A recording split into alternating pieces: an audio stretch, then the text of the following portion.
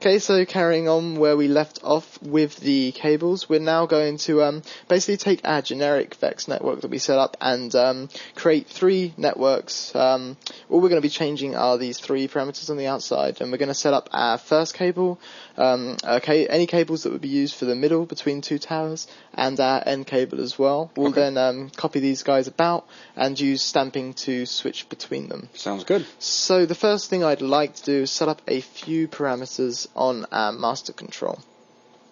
So the first thing, parameter wise, I want to add is a overall control for like the cable height. Not that we're, well, creating tons and tons and tons of attributes. Not at all. It's off the page now. Yeah, I will at the end when we put this into an asset. I'll probably split this up into folders just to neaten things up. I haven't quite decided how, but it should be fairly logical. So I'm going to set the range on that from 0 to 1. I'm going to leave them both unlocked, but that basically gives us the ability of scaling either all the way up to the top or down from that. So also want to give us control over to 2 arc values. So what's a cable height of 0? Actually, yeah. Just thought I'd point that That's out. awesome, thanks. So yeah, and we also want control over our arc at the end and our arc in the middle. So I'll set up an end arc parameter, which will give a range of -2 to 2.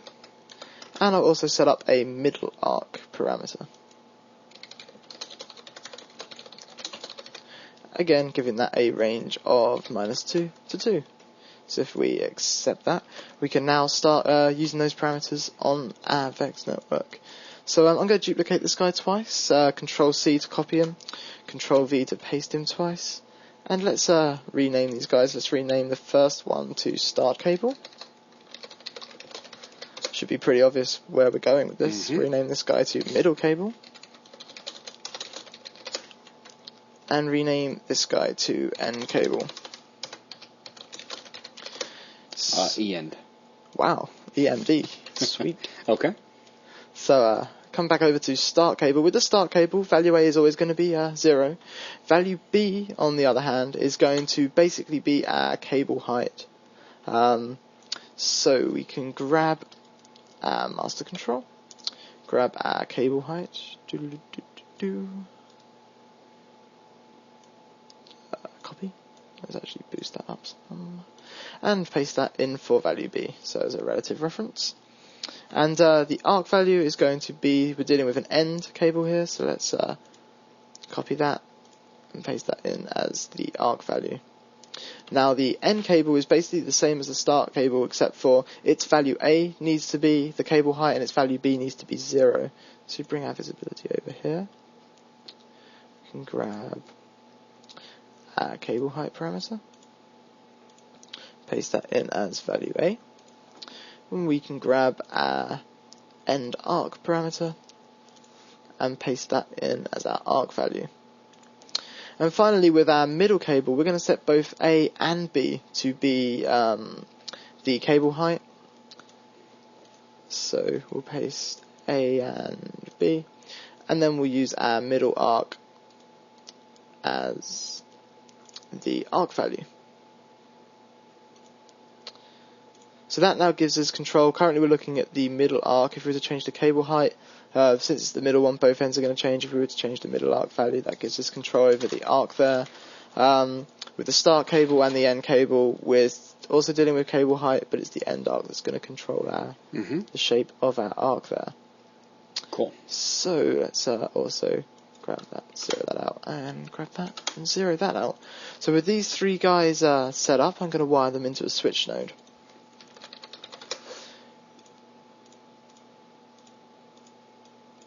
Which gives us the ability to switch between start, middle, and end cables. And with the switch node, I'm going to wire into a copy, which will allow us to copy these cables down the length of our bridge. And I will rename this to cable copy. So we need to take our length curve and branch off of that guy with a new delete node.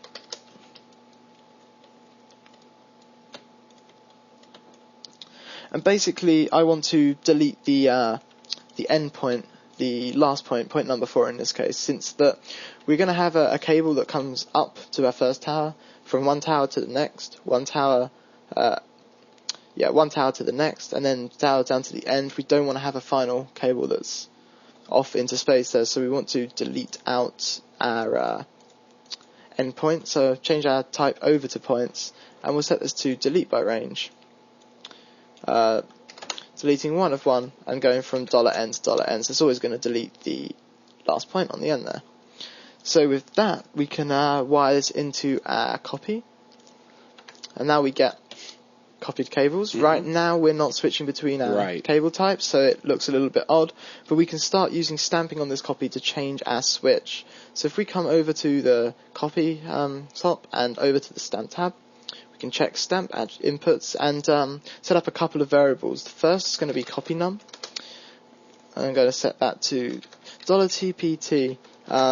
It's basically, because now we're dealing with reference geometry, we're dealing with this curve coming in that we're using as a template. Instead of using CY, like the copy number, we're using basically the point number of the curve that we're copying onto, and total number is going to be $NPT, which is a bit like $NCY, only dealing with total number of points. So with those two stamps set up, we can come back up to our switch and start putting an expression on our select input. So first, let's set it up so that we select our first cable at the beginning, and then we select our middle cables for everything else. And once we've got that working, we'll set it up so we can select our end cable as well. So I'm going to use an if statement here. I'm going to use our stamp value for basically our copy number. So cable copy. Let's take our copy number we just stamped. If that errors out, we'll give back -1. If that's greater than 0, that basically means that it's going to be 0 when we're dealing with this first guy. Any one other than that is going to be greater than 0. So if it is greater than 0, we want to return a 1, giving us the middle cable. If it's less than 0, or equal to 0, which is only going to be the case with our first cable, we'll return 0, giving us the first cable on our switch input. So with that, we can apply, and that gives us first cable here and our middle cable for all the others. But we need to basically select between 1 and 2 here based on if we're the middle cable or the end cable. So we can actually replace this with another expression. Expression is going to be another if statement. And that if statement is going to again look at our copy number. So stamp cable copy num -1 if we error out. But we're going to take that number and I'm going to compare it to our total number of points.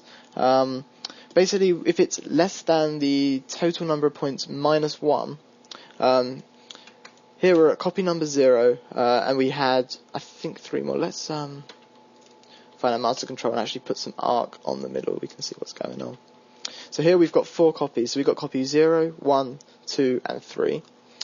That means that the total number of points is going to be 4, because we've got 4 copies.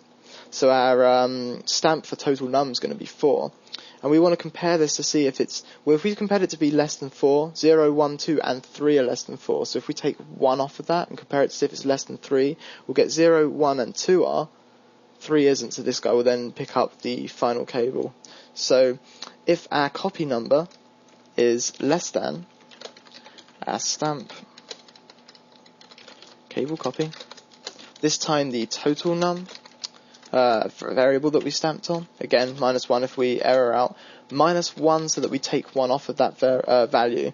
If it's less than that, so if this stamp is less than this stamp, we want to return 1. Else, if it isn't, we're on our final cable, so let's return 0 if we apply. Beautiful. So we can accept that. Just to double check, let's change up some of these guys. So let's change up our towers in length. And that appears to have broken again. Let's come and just give that a nudge up here. That's going to be this resample node here.